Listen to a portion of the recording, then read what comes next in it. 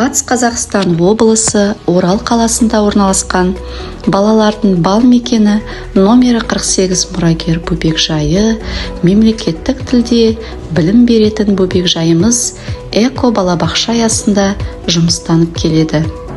Әр адам қоршаған ортаның экологиялық жағдайын таза сақтау үшін өз үлесін қоса алады.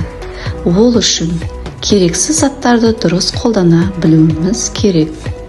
Қазіргі заманның экологиялық проблемалардың шешу және алдын алу жолдары туралы білімді қалыптастырып, қалдық материалдардан қыз балаларға арнап тігілген әдемі сән үлгісін ұсынамыз.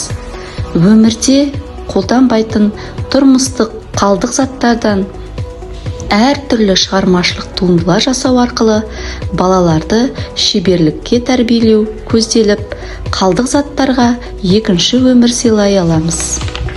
Бүгінгі сәндік көйлегімізге тұрмыстық пластикалық қалдық заттардан, ыдыстардан, картон қағазынан жасалды. Бүгінгі жасалған сәндік көйлегіміздің атауын эко-көйлек деп атадық.